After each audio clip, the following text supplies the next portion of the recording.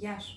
Είμαι η Μαρία, είμαι ενεργειακή θεραπεύτρια και μέσα από το προφίλ μου θέλω να σου γνωρίσω τον υπέροχο κόσμο των ενεργειακών θεραπείων. Υπάρχουν διάφορες μέθοδοι που μας βοηθούν να επαναφέρουμε την εσωτερική μας ισορροπία και αρμονία. Μία από αυτές τις υπέροχες μεθόδους είναι το Reiki. Reiki είναι η σημαντική ζωτική ενέργεια που πηγάζει μέσα από την ύψιστη θεϊκή αγάπη και το φως. Το Reiki είναι ένα ολοκληρωμένο σύστημα θεραπείας, φροντίδας του εαυτού, μεταμόρφωσης και εξέλιξης. Το πιο διαδεδομένο σύστημα Reiki είναι το Usui, που βοηθά στην απελευθέρωση και αποκατάσταση της εσωτερικής μας ενέργειας.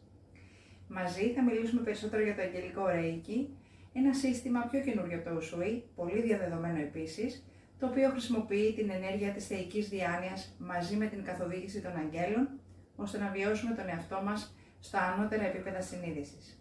Είναι ένα σύστημα θεραπείας πολύ ισχυρό, αλλά παράλληλα εμπεριέχει την απαλότητα των αγγέλων, αυτών των θαυμαστών όντων του φωτός.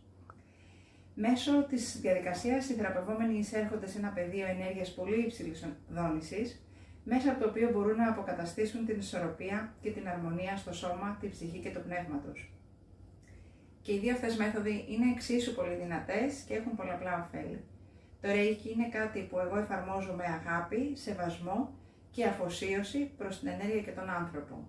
Και γνωρίζω ότι μπορεί να σε βοηθήσει στην απελευθέρωση των μπλοκαρισμάτων που εμποδίζουν την ομαλή ροή της ενέργειας στα σώματά σου. Έλα μαζί μου για να εμβαθύνουμε σε αυτό το υπέροχο ταξίδι της θεραπείας και να αφήσουμε την ενέργεια της αγάπης να μας οδηγήσει σε μια βαθύτερη ευεξία και αρμονία. Καλώς βρεθήκαμε!